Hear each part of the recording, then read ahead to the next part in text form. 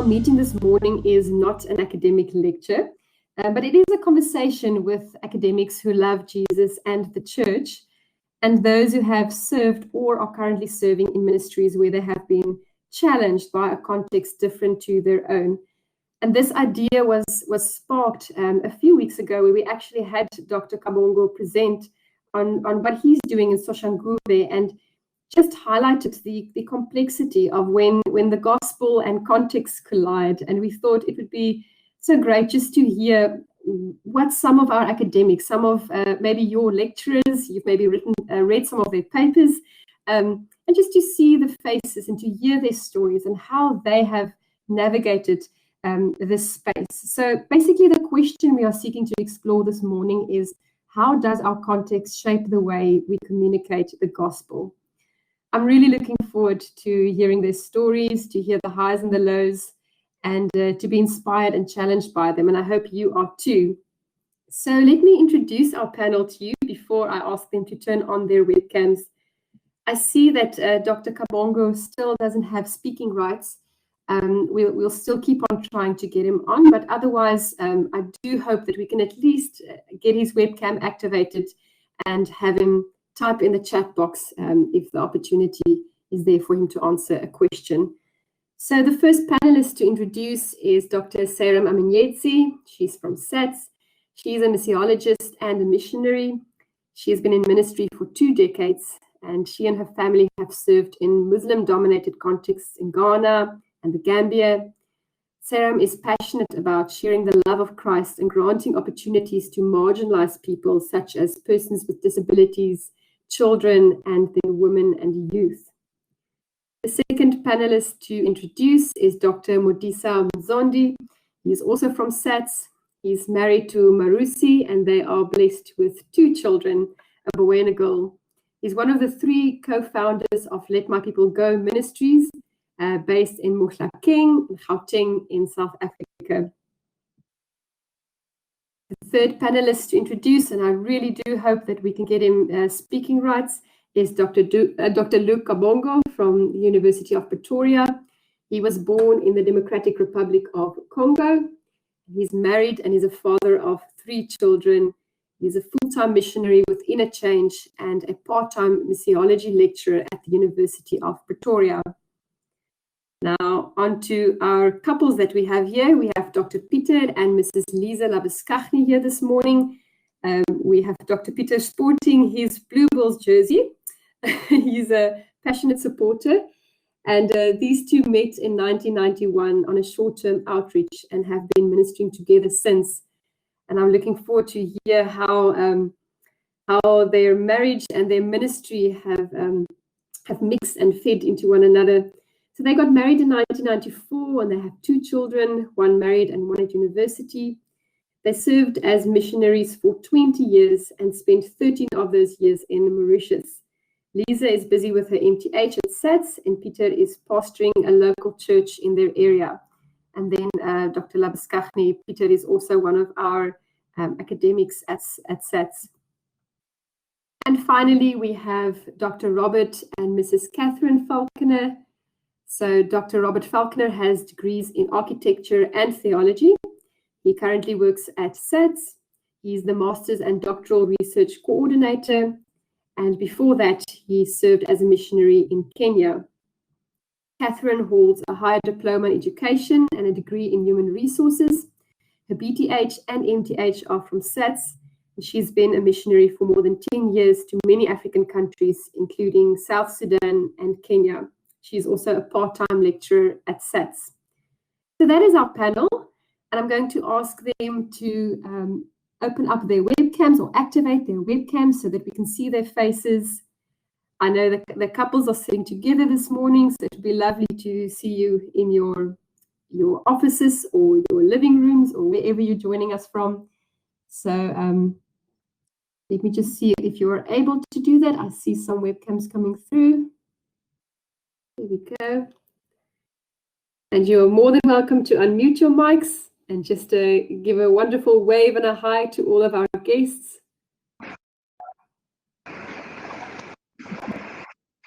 Lovely. Oh, lovely to see you, Dr. Kabongo. I'm so sad that we don't have your audio, but we thank God for the chat box, so we will definitely try to use that to have your voice heard. Lovely to see you all. So let's start with your ministry context. I think that's the good place to start. I'm going to ask the attendees to just describe your current or past, if significant, ministry contexts. And I'm going to start on the right side so that Dr. Kabongo has some time to type. Dr. Amenyedzi, I'm going to start with you. Just explain to me, explain to us where you find yourself and what your ministry context looks like.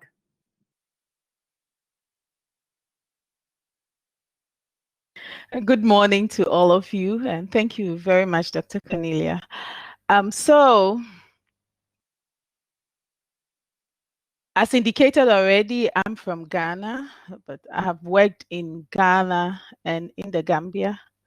Also, whilst I was doing my PhD in South Africa, I worked with students. But my context is typically a patriarchal context, but also the level of patriarchy and the depth of patriarchy depends on where you are. For instance, in southern Ghana, where I grew up from, it's not so strong. But then you go back up to the north of Ghana, then it's a bit stronger. Then you get to Gambia, then it's something else. So a female, served 20 years as a minister in a patriarchal community. That's my context. Also currently with a very tribal church. In Ghana, we have a lot of intertribal churches, but we also have a few tribal churches. Why? Because missionaries started them in specific regions. So when they go out of that region, they still want to maintain, and their purpose is to reach out to their people groups. So I belong to a very tribal church. We even in Accra, we do everything in Ewe language. Some people say Ewe, yeah. So I think that would do for my context. Thank you. Thank you, Dr. Amenyedzi. Over to you, the Falconers.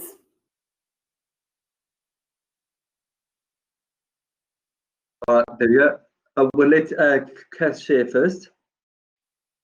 Hi, everyone. It's great to be part of this symposium.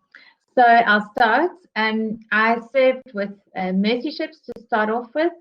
And we served in West Africa, Sierra Leone, when it was coming out of war. And I served as a primary school teacher on board the ship, and we also helped start a Sunday school there. Then I felt called to help my church start a primary school in Khayelitsha Township in Cape Town. But my heart was still very much burdened for the unreached people groups in various parts of the world, specifically Africa. So then I joined a team in South Sudan that was also coming out of war, and I lived in a mud hut amongst the people, learned the language and the culture, and yeah, really it was an incredible experience and a huge learning curve for me. So that's my context. And after that, we both went off to Kenya to serve there, and I became the principal of a small school that trained young adults in God's word, but as well the second part of that was to train pastors from the bush, and I led a small team who taught these students, but I had to learn to speak their language as well, and I may have a chance to share a story or two about that. So this was all in Kenya, and we were there for about 3.5 years. Thank you, Rob and Cath. Pieter and Lize, over to you. I will describe our past ministry context when we served in Mauritius as missionaries with SIM. We were assigned for theological training at a local Bible institute, and later we formed a theological training company, an interdenominational national one. But in order to gain access to the country, we needed a work permit. and one of the local churches granted us that work permit. So our ministry was both pastoral and theological training. And Mauritius is predominantly Hindu, with about 70%, I think, of Hindus. The Christians form 32% of the population, more or less, but the evangelical Christians are about 6%, and we served among the evangelical Christians with the theological training. Very interestingly, which we discovered only later, was that we are working with first and second generation Christians for whom theological training is quite a novelty, and it was an interesting experience in that regard. I will say something about our present ministry context. I apologize, I just heard a plane coming over. We're living next or very close to an airport, so you might be disturbed by the planes. But yeah, we're ministering at a local church in our area. Quite a mixed bunch of people. We have a variety of people, really from people with doctorates, scientists and all kinds of people, right through to people with no or very little education. We have South Africans, we have foreigners, we have illegal immigrants. So it's quite a diverse community. We're quite intentional about the church being intergenerational, where all ages and all groups are welcome and form part of a community. So yes, that's just in a nutshell, the community that we serve at this time. Thank you to the Labuschagne. I just want to highlight a message that was just posted in the chat box by Dr. Kevin Smith. He says that if you want to make the videos bigger, you can click on the blue minimize button beside the presentation. This will shrink the static presentation and the video feeds will fill your screen. Let me show you. You see the red dot going up, up, up, and just above where I'm holding the red dot now, there is a little blue line that you can click on to say hide presentation. And when you do that, the screen becomes, or the videos become bigger. So just a tip from Dr. Smith's side. So our next panelist is Dr. Modisa Mzondi. Dr. Mzondi, what does your ministry context look like? Thank you, Chair. Good morning, Dumelang Bagaitso. My name is Modisa Mzondi. I work in the ministry context of the outcomes of the Group Areas Act, which was part of the apartheid 4 pillars of controlling the country in the past. So all townships in the country were created out of that act, and when people were settled in different parts of the country alongside racial lines. So my ministry context is that. In addition to that, I'm also working in the context where we have informal settlements. Some of them have been legalized as townships. Some of them are still to be legalized as townships. And in these informal settlements, you have RDP houses mostly. And I also serve a church in Mpumalanga in Bombela called Kapokweni. Sorry, it's a semi-rural area, and it's also part of the Group Areas Act manifestation of apartheid in the past. So that's my ministry context, and many people in this context where I serve are poor people. The majority in our church are also poor, and many people who come to our churches are many female and children. There are few men coming attending to our churches, and I also serve in a context where many people are not educated. Very few are educated. My ministry context consists of that. Thank you. Thank you, Dr. Mzondi. Dr. Kabongo, I see you've posted, and sorry to have my voice over yours this morning, but I'll read it to our guests and our attendees. Dr. Kabongo says he is located in the township of Soshanguve and serves the surrounding townships as well. It just explains to those who are not familiar what a township is. Townships are communities of poverty immediately adjacent to a city or an urban area. We are an incarnational ministry, meaning we commit to identify with our neighbors, and our ministry initiatives are a response to an active listening approach we have. Inner Change, and that is the ministry's name, has been in Soshanguve since 2008, when our family relocated here from a suburb of Pretoria North. We started courting that community since 2004 through an orphanage first, and got involved in other ministries ranging from sport, mentoring to home-based care. Our family relocated to Soshanguve after a consistent invitation of our ministry partners with whom we had built some relational equity. I've personally been involved in full-time ministry since 1994. I've worked in several communities of poverty in the Congo, Zambia, Malawi, Tanzania, and Kenya. I see there's some 3 words there, but I'm assuming that is a typo. Welcome, Dr. Kabongo. So good to have you here. So the first question that I'd like to ask, and I'd like to ask it to Pieter and Lize. So you established yourselves in a new country for the sake of the gospel. And I'd like to know about the process of preparation for going to a new country where there's there are new religious dimensions, there's a different language, there are different cultures. How long did you have to prepare to go? Was it just memorizing the gospel and going? Or how much preparation went into you as a couple before you were released? Sure, Cornelia, there's a lot of preparation that went into our journey before we actually arrived in Mauritius. Part of our preparation was short-term ministry there, but then intentionally when we joined the missions organization, they helped us with preparations. One of the preparations was to find supporting churches, and Pieter has a very nice story that he can tell there. Another one was to actually start to learn French.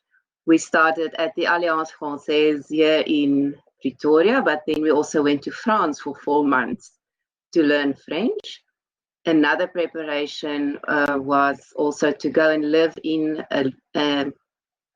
Laudium, a suburb where there are mostly Indian people, and we worked under a pastor who had converted from Hinduism, so that we could learn about the context and the people that we are going to work amongst. Yes, and maybe I can add, apart from just the preparations, the actual arriving on the field, we had some French, we could make ourselves known, but when you arrive in a community where everybody speaks Creole, there is a much simpler version of French, a mix of languages. And then to switch your mindset from trying to remember all the grammar and all the rules of French and adapt to the more simple version was quite an effort. And I think for both of us, we can probably say it took us the best part of 4 years to get to a point where we felt we conversant and comfortable in Creole.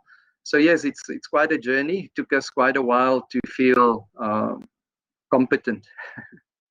And just on that, I remember in a conversation we had before this event, Lize, you mentioned that you got some very useful advice on what would mean success for you on the missions field. How would success be defined? And it really struck me. Would you share that with us?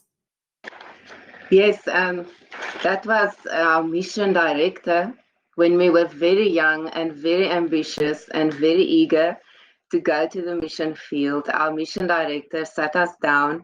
We were a young family. I think I just had my daughter and I was expecting my son. And he said to us,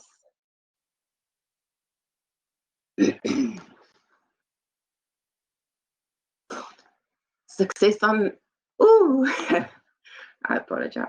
Maybe you can go. Yeah, he asked us first, what do you want to achieve in your first term? Because we were going for 4 years. And he said, so what is your plan? What do you want to achieve? And all our plans were sorted out. We want to work in this Bible school. We want to develop material. We yeah, so we had everything planned out for what we thought we were going to do on the island. And then, yeah, he basically, I remember especially to us as a couple, but also to Lize, he said, if we go to the field for 4 years, and after the 4 years, we've adapted to the culture, we've learned enough of a language, and we've raised our children well, then he's satisfied. That was quite a shock. Our plans and our goals were all these hyper spiritual things to do. But he specifically said to Lize, you know, as a mother to your children, if you're a good mother and you lay a good foundation for your children and you adapt to the culture, then I'm satisfied as director of the organization. I must say that was quite encouraging, and it maybe set our hearts in the right place as we started off. Thank you for sharing that. It seems that becoming part of the context, being integrated in the community, and then obviously language acquisition, that those things are very, very important, and those things take time. And I'd like to ask Robert and Cath about that. I know you've had to learn some languages, and I remember you mentioning, Rob, that you two weren't quite as prepared as Pieter and Lize when you went to Kenya. How was that, going into a context, not being quite as prepared with the language? And then perhaps just a second question is that you have had to, Cath, you've had to learn some languages that were unwritten. How was that experience? And perhaps you have a funny story or two to tell us. I'll start. So Cath was quite involved first. So she had been all over Africa. And then we met by some strange means. Cath was a student of mine, and so we shared ideas about what we would be keen to do, and so we agreed that to be missionaries would be great if we could both be involved. And so Cath had all the sponsorship for us, which of course was a huge help, and she was already a part of Duguna, where we eventually worked, and so everything was set up. So aside from the paperwork and being asked to learn German and Swahili, for me it was a case of just putting on a backpack, more or less, and going off to Kenya with big dreams. But Cath has a few stories of her own as well. Yes. So in South Sudan, where we were put, it was an unwritten language, and we had been taught, and I fully agree with this, that culture and language are key. You've got to spend so much time learning that. And of course, if you're living in a mud hut amongst people, you've got to learn by listening. You can't learn by writing. And so I woke up one morning in my mud hut, and I went to the long drop, and there was a snake. And I had learned in the culture that snake is munu. And so I screamed, munu, munu, munu. And of course, there's all mud huts around. And then my neighbor shouted back, Amuna Naya Iye, which means I love you too. So love is Amuna, but snake is Munu. But the tonal I wasn't getting, I said, Munu, Munu. She was like, Amuna Naya. And of course, in Africa, you're louder and louder and louder. And then I was louder and louder. And then there was silence. And then she said, Munu. And I said, Munu. And then all the village people started coming and shouting with their spears and everything, and then they realized I was saying snake. But there were so many experiences and funny instances, and so learning the language and the culture was incredible for me. And it's a gift, and you reach people's hearts instead of their heads when you learn their language. So that was one of my stories. And that's ask Cath to tell you a short story about a bride price that somebody came to offer her. So this guy, every time I walked to the bottom of the mountain, this man, I thought he was from Lopet, where we were, and he kept asking to marry me. And so I told him in the language, no, I'm too expensive. And in their culture, you had to have 20 cows and 30 goats to marry. And a lot of people I knew struggled to do that. But I didn't know he was from another tribe where they have lots of cows. So I just said random 50 cows. And he was like, why are you so expensive? I said, no, I have an education and I'm teaching at the school. That's why I'm so expensive. So the next morning he came with 50 cows to the bottom of the mountain, and I didn't know what to do because I really didn't think he would have 50 cows. So we had to sit with the chief and I had to explain I was only joking, but you don't joke like that in the culture. So there was a big learning lesson in that culture, but then it became a joke and they learned my culture of making jokes. So that was a funny story. Thank you for sharing that. I think what this touches on as well is when you enter a context, you enter a world with a worldview, and that one has to accommodate and listen and learn. And Dr. Modisa Mzondi, I'm going to ask you the next question, but before I do that, I just want to warn Dr. Kabongo. I see you're typing on preparation, which would be lovely to see how you prepared going into Soshanguve. That would be wonderful to hear. So you can just prepare something for us on how did you enter this community? What were the keys to the community? And I know something that you noted, Dr. Kabongo, is that discipleship is very important for you, working on a relational basis. But these relationships need to be built. And you coming in and being perceived as a foreigner, coming into Soshanguve, how did you bridge those divides? So you can prepare that for us in the chat box. Thank you. And then Dr. Mzondi, in your context, you do minister in a context with significant socioeconomic challenges. So we've spoken about language, we've spoken about culture, but there's also the socioeconomic dimension to one's context that you need to be aware of. How does this affect the way in which you minister, and what needed to change in your ministry style going into your context? Thanks, Chair. I think the realities of South Africa is that we are living in structures which were created by apartheid. And I was born in Mohlakeng, raised in Mohlakeng, and I'm still staying in Mohlakeng. And I can't work and minister in any other setup except this setup. If I move away from here, I'd have to go maybe outside of the country, but from Limpopo to Western Cape, the systems that we are created out of apartheid systematic structures. There are those of us like myself who stay or who reside in the townships. There are those who live in better places that we call town or suburbs.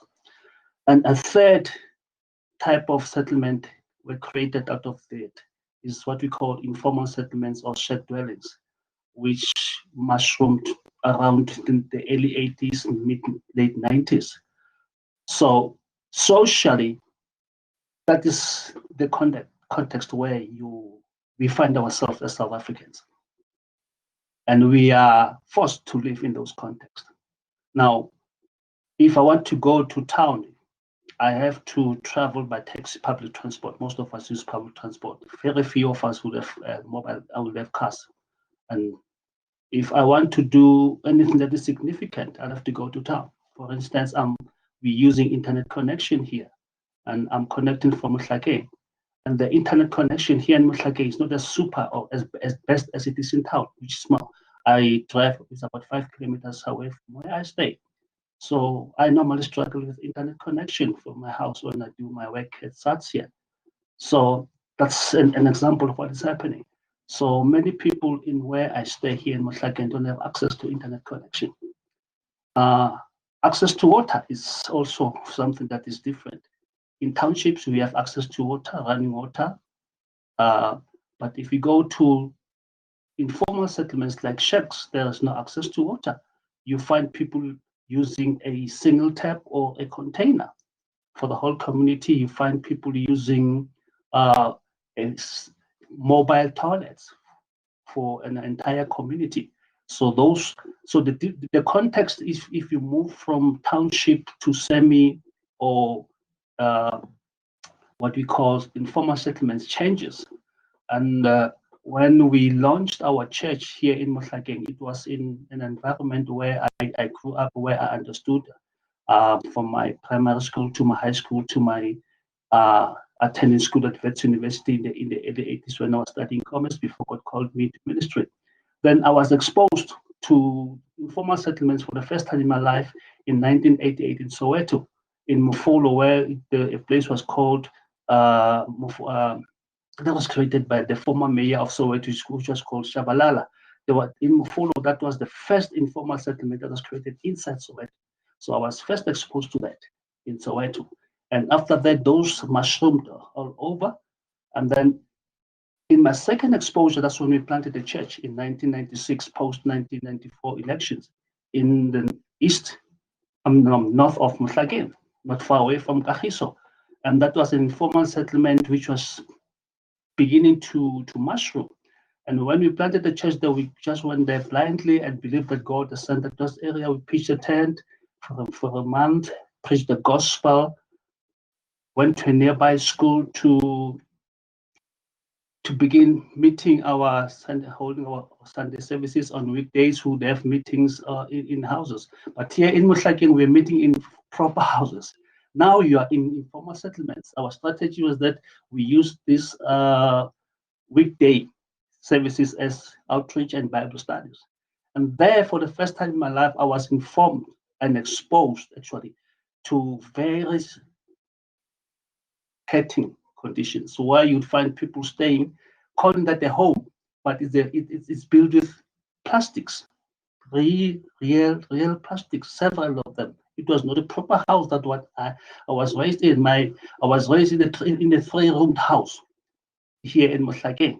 But when we went into this community, as we were moving from house to house, holding our weekday services, I was exposed to this kind of condition. One big shack, others will be those who had a shack consist of things where those who were so-called fortunate, but the majority were staying in a building either using cardboard or plastics, and with nothing on the floor except ground. And that's where people were living. There was no separation. There was no privacy. So that changed my mindset in terms of what ministry is to. When you leave the cottage meeting or the Bible study meeting or the service meeting on the day evening, they have no food on the table. Some of them, the candle that they were lighting was the last. So what do you do after the service? Do you say to them, God bless you? There's no candle, there's no food. The place in winter is bitterly cold. So those were conditions that shaped me, and I had to change my mindset. I had to change how I do ministry. In addition to that, this area, people were hurt by the conflict between the Inkatha and the township people then in the 80s, where there was a massacre which was done by the Inkatha brigades in that area. So people were still hurting. And how do you help them and tell them that God loves them in those conditions of hate? How do you tell them that their loved ones who were killed by people from Inkatha, they should forgive people from the Inkatha, which is led by the IFP and Mangosuthu Buthelezi. So those were the contexts that made me say, I have to change how I do ministry. And in addition to that, I was a political activist. I was just detained under the state of emergency regulation in November 1985 until April 1986. So my political orientations was different, and I was called into ministry. So this was a real test for me to say I cannot just preach the gospel without relating it to the social economic conditions for our people. People have no water, people have no electricity, people have no food, People have no ablution facilities. And where I come from in my home here in Mhlakeng, we had those facilities. So that made me change. And I had to ensure that I work within those conditions and I prioritize presenting the gospel within the context of our people. And over time, through God's grace, I managed to establish a feeding scheme. I managed to establish an education center here in Mhlakeng in those areas. And we are addressing and helping parents from families who could not afford to send their kids to an education center. Remember, education centers by then were not popular, but they were mushrooming. But not everybody could send his or her child to an education center.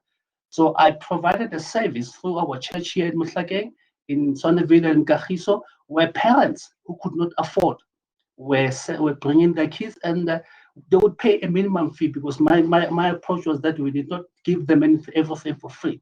So they would pay a minimum fee. And I remember at one time, the entire community in Kagiso 2 came, who were running crashes, came and marched against our crash because we were charging a lower fee, and they were actually demonstrating that we should close our crash. And I had to stand fast and encourage our staff to say, we're not going to change. On the other hand, I was organizing bread from Albany Bakery, which is not far away from here, and every day they would give us leftover bread as they were supplying the shops, and I would collect that bread every time to help parents. So every child who was coming to our education center would go home with a loaf of bread, because that loaf of bread would make a difference in the house. Also, towards the end of the month, we would have some kind of food that was donated by a company called Nola, where they manufactured oil and maize, and I would also supply some families who were struggling with that. So that's how I was engaged in ministry, presenting the gospel and also taking care of the needs of people on the ground, not only preaching to them that God loves them, without responding to their needs on the ground.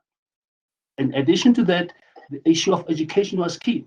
People who came to our church were not that educated, and we wanted to help them understand the word of God. So I linked with Timothy Training Institute and the Assemblies of God Extension Bible School to create some means of training for those who wanted to go into ministry and were feeling that were sensing that God has called them. And those were programs designed for an abet level at Timothy Training Institute, where people who could not read a word going as far as standards 6, 7 then were trained in theological training in our church. And those who had at least gone until standard 4, standard 5, Form 4, Form 5 by then, I would take them through a course through the Assemblies of God Bible Extension. So that's how I was also contributing to the academic and theological training of our people in the church and in the community. In addition to that, it was a matter of also acknowledging that I have to learn the languages of the people that I speak to. Presenting the gospel in English, as it is a norm among Pentecostal, also as a Pentecostal pastor, I had to change that and ensure that I learn many languages in our country as I communicate the gospel and do away with that English mentality, which is actually undermining our culture and our systems of worldview. That is how I do ministry and continue to do ministry. Thank you. Thank you, Dr. Mzondi. I'm just hearing the importance of ministry that is holistic. Just a quick follow-up on that before I move to Dr. Amenyedzi. Just to probe, what would the gospel sound like in a context plagued by injustice? How did you convey the gospel, or how are you conveying the gospel in a community that is hurting? Like I said, I entered ministry with a head. Let me say, I never wanted to be a minister. I never wanted to be called. I wanted to be a chartered accountant. That was my ideal career. And if God would ask me to make a child, I'll say, God, take me out of ministry and allow me to be a CA. And I was a political activist. I was taught politics, and I was part of the Pan-Africanist movement then, and which was operating underground. So I was politically aware of what is happening. And being called made me say, challenged me to say, how am I now relating the message that I am called to convey to people with the injustices of apartheid that people are feeling, and I am feeling. I'm hurt as much as they are hurt. I was detained after completing my exams at VET in 1985. I was detained under the state of emergency, coming from an all-night prayer meeting in Soweto, driving to Modisa at the police block, at the roadblock. That's when I was detained in the Sunday afternoon. And I was taken to jail because of my political activism. So how do I now begin to relate that? Coming from a whole night prayer, praying in tongues and healing people, casting demons, now you are detained and you are sent to prison for being part of opposing apartheid. So it's not only them who were hurt, I was also hurt by the activities of that kind. So I had to see how I live and synergize my message of the gospel of liberation.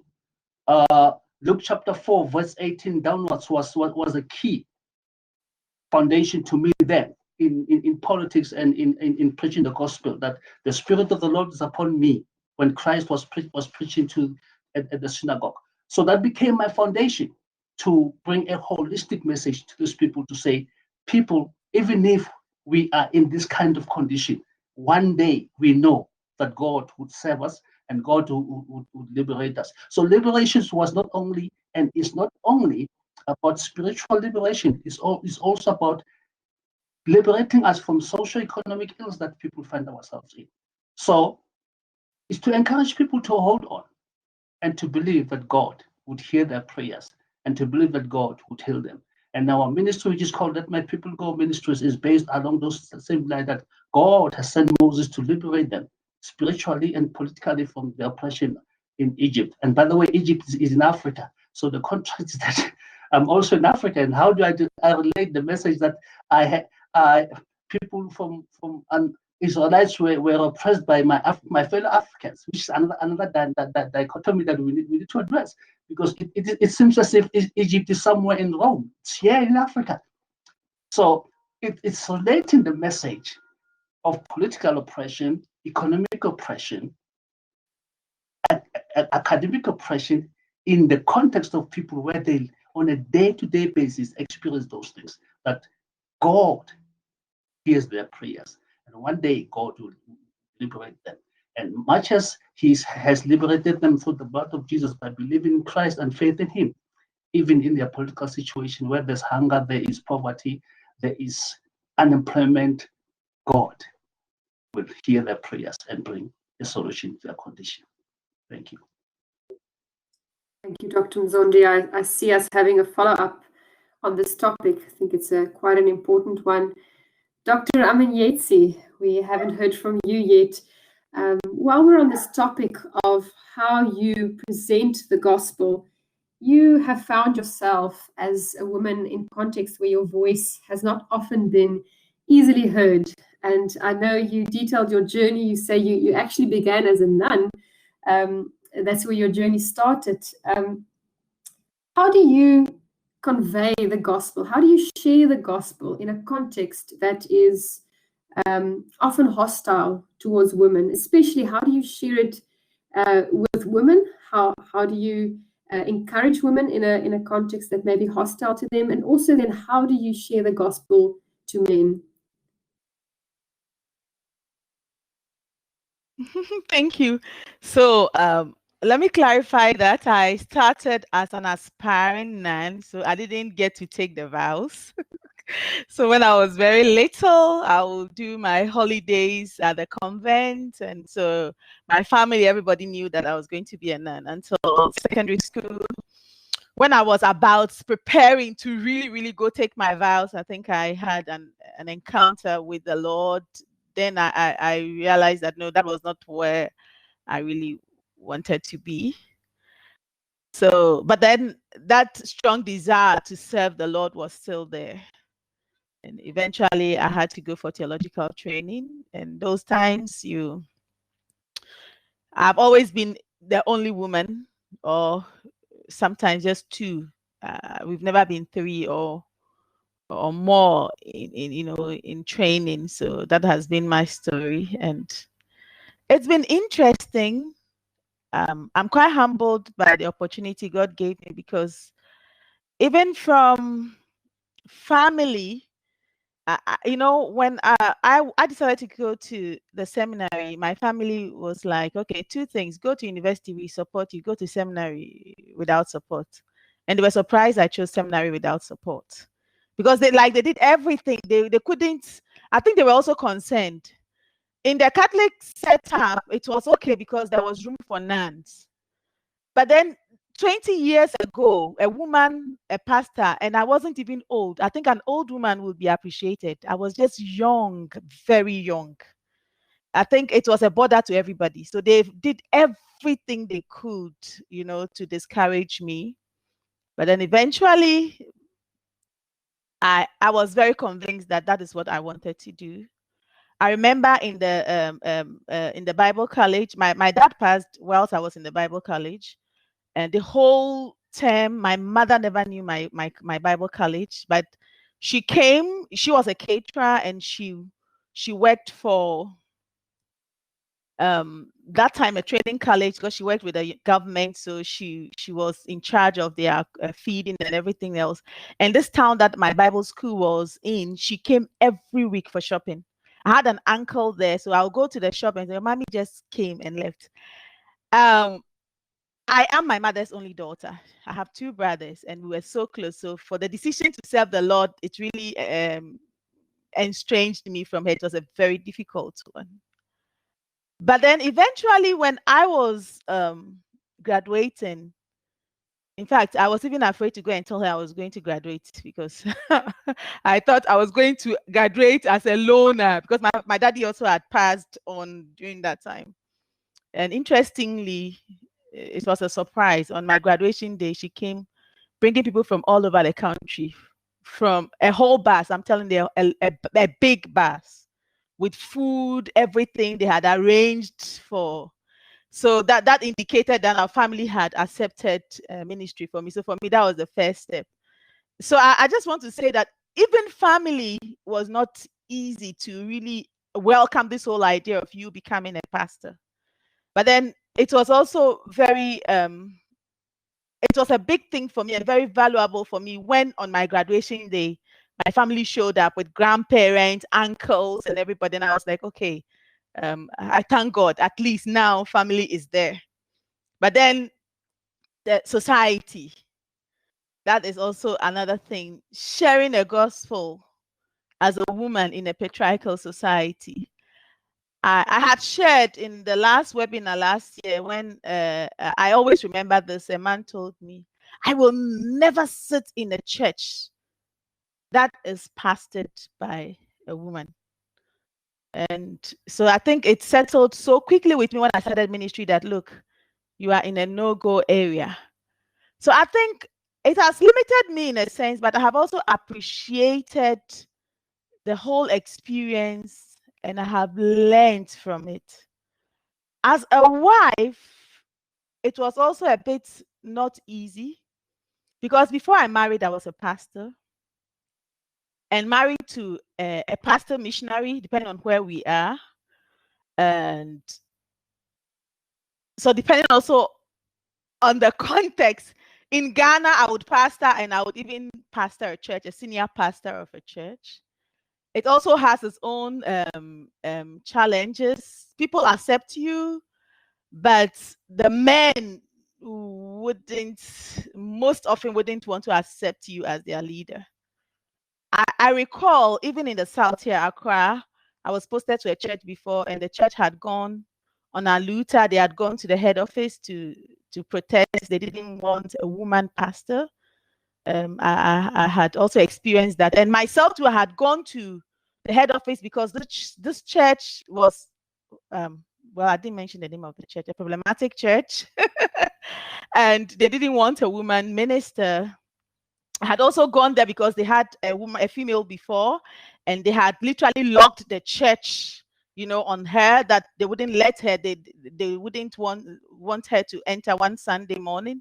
And so they were without a pastor for about a year. And then the head office sent me there, and I was wondering, why would you send me to a place where an older woman couldn't, you know, survive?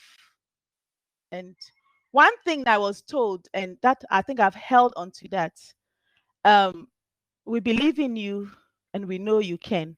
I came home crying on my knees. I said, Lord, you be the pastor of this church. And by the grace of God, when I was leaving that church, they didn't want me to leave. But then I want to say, usually the difficulty is men accepting your ministries. But I found very, very interesting ways to survive. When we moved to the north of Ghana, my husband was a missionary. He was involved in, he's a Muslim convert from the Gambia. So he was involved in training people to reach out to Muslims. But then I found I just settled with lecturing. So then I had completed my master's. I was lecturing at the Assemblies of God seminary. I was also lecturing at the Baptist seminary. And I think even before this, when I got married, I think I'll go back to this one. When I got married, I think I'll have that interesting story to share. When I got married, I'm prepared. Perhaps I think when you belong to a mission organization, they prepare you so much. But then when you don't belong to any organization, I think we lack some of these preparations. We think that Africa is the same and maybe pretty much everything is the same. So I didn't anticipate a lot of shocks. I didn't anticipate a lot of differences. So here I am, a young woman, a pastor, married. Then we went to the Gambia. And to say Gambia is a very small country, then it was about 1.2 million, now about 2 million population. And to this church that really needed ministers, they had to train their pastors in Ghana or in Nigeria. So they really lacked pastors.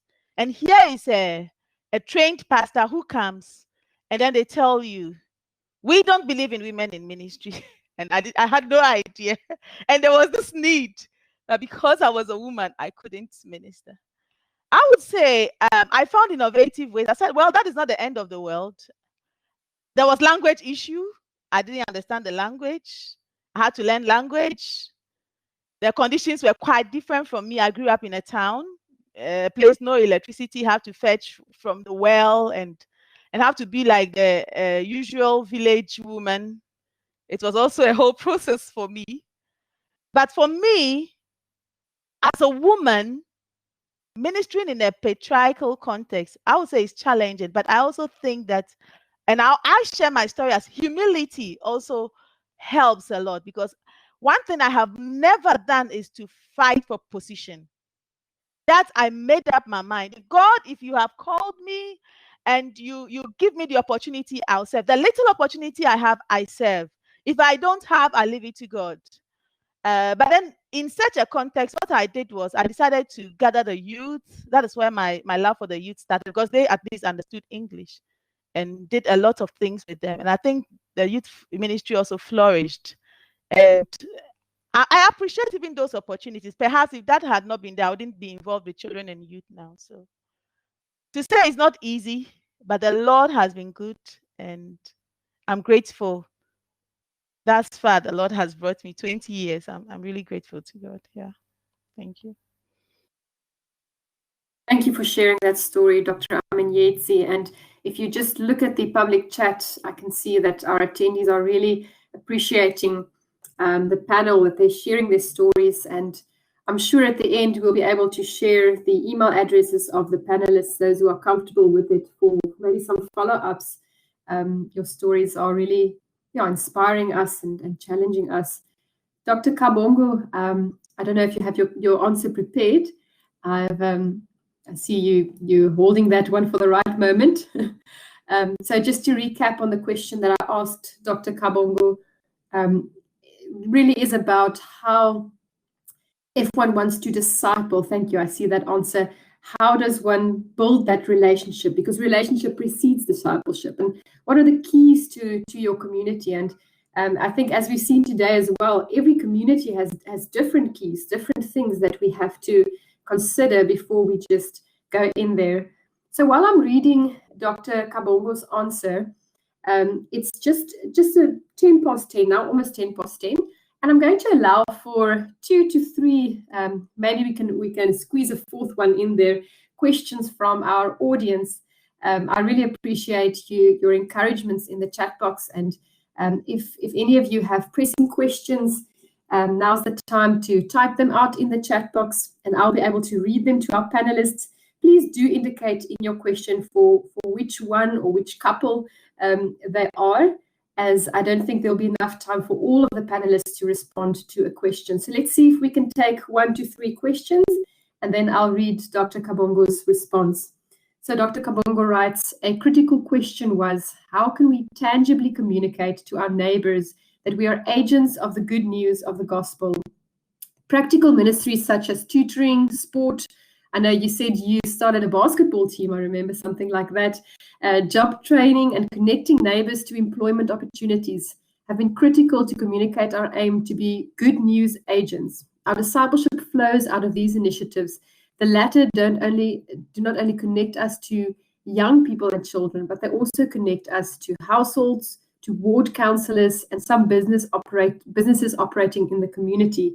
We lead neighbors to the Lord through our practical ministries and home visits to do regularly. We aim to synergize discipleship and agency from below through community development. We raise local leaders, and currently I am the only foreign national on a team of 32 members, which means that leaders have been raised from within the community, which is very encouraging to see. And I do remember, Dr. Kabongo, in our communication, you did say, which was so valuable to hear, you said one of the things you learned is you look for insiders.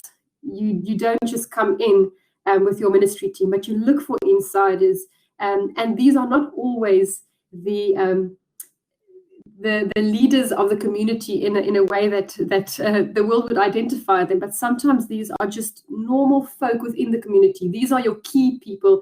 You don't have to get the councillors or the school principal on your side, but you look for key people within a community. You build that relationship, and you build it from the community up.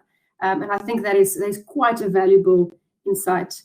So let me just see, I've got one question here from Krishna. I see it's directed to Dr. Mzondi. The question is, what are the greatest social challenges you have to acknowledge and face every day in your community and context? And how do you acknowledge them with the gospel or by ministering? Thank you for that question. I'm a Pentecostal pastor and I lead a Pentecostal church. And one of the practices that we do is that we fast and pray. Now, in our church, we have a monthly 3-day prayer session, the last week of the month. Now, when we declare fast, there are already people who have been spending days without food. What do you call the official fast that we declare on Friday, Saturday of the last week to someone who's not had food the 2 days before that? So it's a great challenge. Is that a fast or a continuation of a fast, or is that a hunger strike? So these are the realities that presenting ministry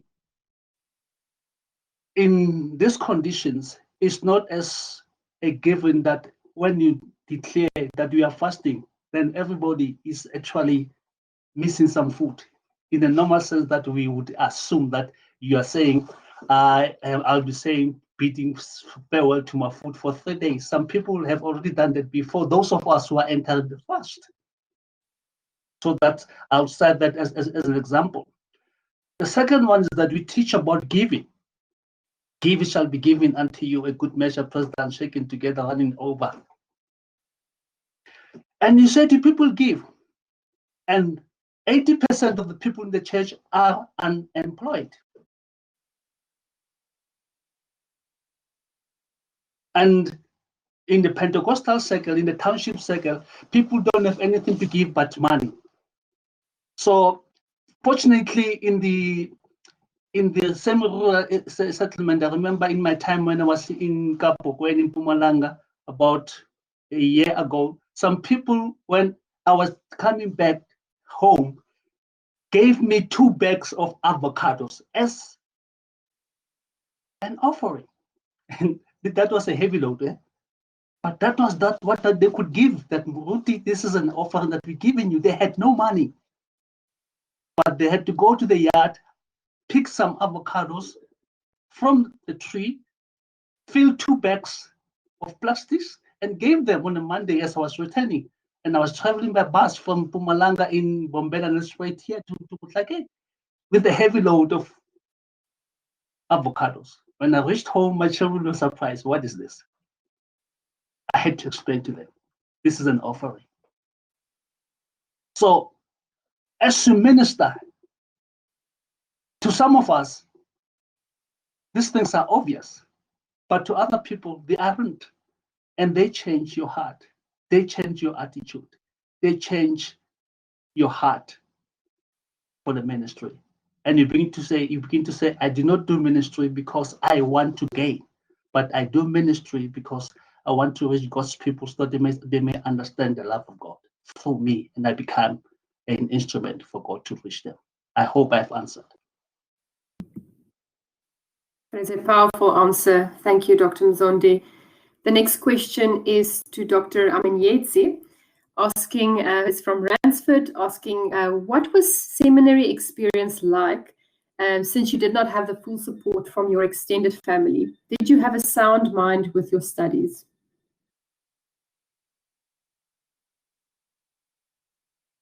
Okay, so that is when I learned how to do 40-day fast. And so this is a caterer's daughter, and my cousins, and because she was buying in bulk, people gave her a lot of gifts. So my home was a home of food. People would travel from far and come and take all kinds of food. All my cousins, everybody who were in college, and they would come to my mom for food, and I didn't have food. So that is when I learned to fast. Well, the Lord was faithful. And when you are also in that situation and a young lady, you also decide that you will not go to men for, to take care of you. It was not easy. But some way, somehow, God pushed me through. I got a sponsor from one of our pastors, but it was mainly for school fees. And yeah, grace brought me through. Then when I was about finishing, we got a new student. She was a woman. She's still my mom now, Mama Hannah. So now we're 2, and she would bring me food every day. So I think that also helped for the last part of my, but it was not an easy journey. It's not, but it was necessary because I grew up a spoiled child. Imagine one a daughter, like I was my mother's only daughter, so I had everything. So I didn't really understand what it meant to be in need, because as at now, I don't even know how to really. I struggle to ask because I grew up having everything at my disposal, and my mom would always tell you, I'm giving you everything, and if you go, our kind of way they bring you. If you go and take any man's money, I'll kill you. So that was a kind of. But then, of course, so if you are a man, what are you going to use to entice me? Because I had everything, So now that's just taking off, not knowing where your next meal is going to come from. It was a real difficult time, but I appreciate it because it taught me to trust in the Lord, and that is when I really saw the real provision of God. Thank you. Thank you, Dr. Amenyedzi. We have a question for Cath. Henriette asks, being a single woman in ministry, did you ever worry about getting married, and did you specifically pray for a husband in ministry?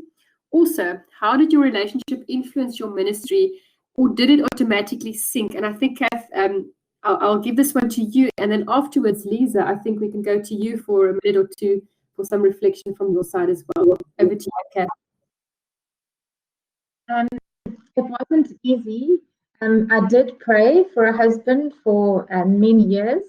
And when I was working in South Sudan, I did meet someone and we worked together and served together. And then we did get married. He was German, but then he died 2 weeks later from cancer.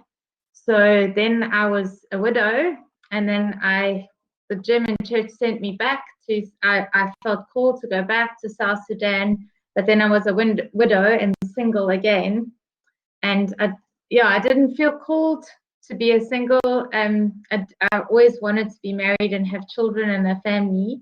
But I did have a strong call to reach the unreached with the gospel. And I just felt, well, Jesus, if you're calling me to that, then all my other dreams I will let go of. I still prayed for a husband for a long time. And then I just thought, well, let me focus on Jesus Christ. And I wanted to equip myself because I then went back to South Sudan and carried on the church plant that my husband had started in an unreached area. So I carried on the ministry on my own and with the support of the church and the mission organization. And that's when I joined with the South African Theological Seminary. And I can remember my grandmother saying, yeah, stay here in South Africa, then you can meet a man and get married and have a family. Don't go back there. You're never going to meet someone. I was like, Granny, I'm going to trust Jesus that he'll provide. And I started studying with SATs, and then my lecturer was Robert.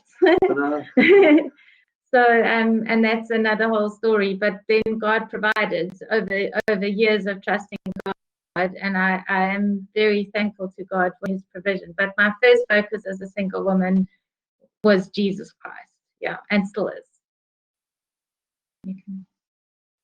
Beautiful story. Lize, your perspective? I don't know if my answer is going to be very proper, but I'm going to throw it out there and just take it as it comes. Pieter received his calling for Mauritius very early, in our 20s.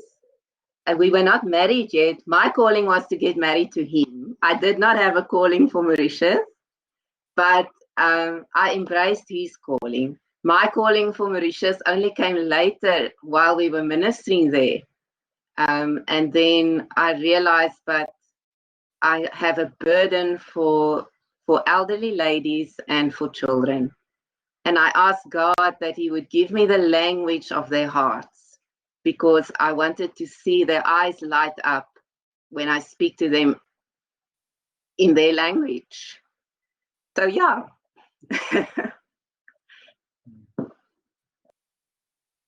Beautiful. Thank you for sharing. And wonderful to see how family and ministry integrate. In our conversation before this meeting, Luc also shared, or Dr. Kabongo also shared with me, how valuable it was for him to bring his children into his ministry context, and how the Lord really used them as well to give them favor, to build relationship, which is great to hear. Fortunately, that will be all that we have time for from the questions of the attendees. I do apologize that we only got to 3 questions, but hopefully those were 3 good questions, and I thank you for the panel for engaging them so well. I do have one final question from my side, and I hope that we can give all of you the opportunity to respond to that one. Dr. Kabongo, I'll give you the opportunity to type out your answer for that one. And it's just a simple question.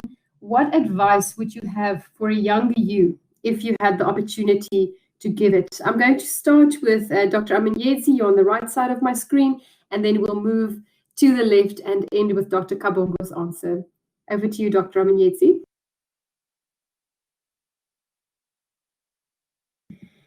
You seem to be muted. Yeah, can you come again, Dr. Cornelia? I was reading the comments on the screen, sorry. So many compliments that you can't take your eyes off them. No, the question was, if you could give some advice for a younger Dr. Amenyedzi, for a younger Seyram, what advice would you give yourself? Okay, so not much would change, but then one thing I would want to do is I really want to seek to understand my context before going there, because I think that I wasn't really prepared. I think the shock was too much for me because I thought I was an African and I was going to Africa. It wasn't missions in context like an organization. Later on, as a family, we worked with mission organizations, but at the early stages, I just got married and moved into another culture, hoping that I was a minister, so I was going to serve God in that regard. But then I was so disappointed. So I think the young me would want to, which I already do, wherever I'm going to, I want to ask questions, I want to understand what to expect. Then I prepare myself. That is what a younger me would do. And I think patience has also helped a lot, and I'll continue to also have that. Thank you. Excellent. Rob and Kath, over to you.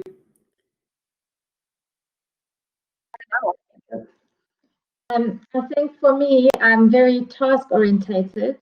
And so I would tell a younger me, now I'm more relational, but a younger me was task orientated. So be more relational, spend a lot of time on language and culture and understanding people before launching into the ministry tick boxes that I had or dreams I had for the people. Rather learn the culture, the people, the relationships, the context before. And I think that would have helped me instead of diving in with all my ideas before learning what the people really need. So that's what I would say. Yeah, I mean, I would say that you are there to give, yes, but you are also there to learn. And it is important to hear from them. So don't talk so much, but hear what they have to say, learn their perspectives. That's quite important too. And others don't think the same way you or I think. So learn how they think and what's of concern to them as well. Brilliant, thank you. Pieter and Lize, any advice for the younger youth? My younger me, I will tell, remember, you will always remain a foreigner. I made a tremendous effort to adapt to the culture. I dressed like them, I ate like them, I used their transport, I lived amongst them, we lived amongst them. My children were friends with their children. But then I would be so disappointed when that sense of being a foreigner would still come through with misunderstandings or whatever. I would tell my younger me, you know what? Use that sense of being a foreigner to live more humbly and remind yourself that you are among a people that have lived there forever and you are a foreigner. So treat this as a humbling experience of embracing them and loving them and allowing yourself to make mistakes. I think for me, similar to what Rob and others have said, just spend as much time as possible with people. Get to know them, get to know how they think, learn from them. Our first experiences were short-term trips, mission trips, and always on a trip like that, you think of what you're going to do. And when you come back, you tell people of what the people meant to you and what God did in you. So to not see yourself as the one with a solution and all the answers and you know what's right, but to really spend time with people, hear them, and to realize that different is not wrong. Their way might be different, but it might be better often than your own. So yeah, just spend time with people and get to know them. Excellent, thank you. And then Dr. Mzondi. Yeah, the first thing is that I will build up on the grace that God has given me, because I was a political activist before I entered ministry. I attended a youth club where we had trained and taught politics, and so I understood how it was and what it meant to oppose apartheid. So that is the biggest plus that I would continue with. But I was obvious about conditions of people in the informal settlements. So I would learn their social conditions and understand their spirituality before I go and venture among them. It's not obvious that if I say I stay in South Africa and I'm from a township, those in the informal settlements have the same dynamics as I do. Thanks. Thank you, Dr. Mzondi. And lastly, Dr. Kabongo, have you prepared one? Just give me a thumbs up if you have, then I'll wait for your response. There we go. Wonderful, I see it. While I'm going to read Dr. Kabongo's response, I do want to ask our panelists if you would be so kind, if you are comfortable, to perhaps share your email addresses in the chat box. I think many of our attendees would have loved to have more time for conversation, and I think it would be great for them to be able to connect with you, to maybe share some resources, share some stories.